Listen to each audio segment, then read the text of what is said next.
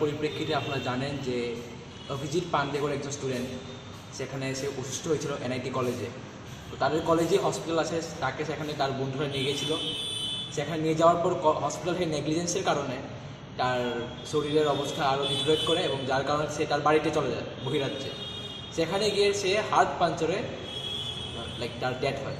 এরপর কলেজে তারা এর দায় সম্পূর্ণভাবে অস্বীকার করলো এবং তারা যারা স্টুডেন্ট আছে, যারা তার রুমমেট, তার বন্ধু, তার ব্যাচমেট, তাদের উপর প্রেশার ক্রিয়েট করলো তারা যেন স্টেটমেন্ট না দেয় কোনো কাউকে। এই নিয়ে তাদের কলেজে গতকাল রাত্রে আমরা দেখতে পেলাম একটি প্রচণ্ড হিংস্র একটা রূপ ধারণ করে নিয়েছিল তাদের আন্দোলনটা। এরপর আজ সকালবেলা আমি আমার একটা এনএসএর প্রতিনিধি দল নিয়ে আমরা সেখানে ক্যাম্পাসে গেলাম, তাদের সঙ্গে কথা বললাম এবং আমরা তাদের সঙ্গে ধর্নায় বসলাম যাতে ডক্টর যারা ছিল প্রেজেন্ট তারা যেন স্টুডেন্টের কাছে অ্যান্সারেবল হয় এবং সেকেন্ড অফ অল যাতে একটা এনকোয়ারি কমিশন বসানো হয়। 2 ঘন্টা ধর্নার মধ্যে বসার পর তারা আমাদের দাবি স্বীকার করলো এবং তারা একটা এনকোয়ারি কমিশন গঠন করলো 8 জন বা 9 জন সদস্যের।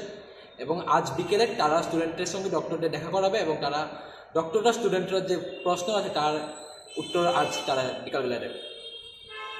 যদি তারপরে কোনো সমাধান না হয় তাহলে এনএসআই, যদি তারপরে কোনো সমস্যার সমাধান না হয় বা কথার খিলাফ হয় তাহলে আমরা এনএসআই থেকে আবার সেখানে গিয়ে আন্দোলন করব এবং এবারের আন্দোলনের যে তীব্রতা সেটা অনেক গুণ বেশি হবে এবারের তুলনায়।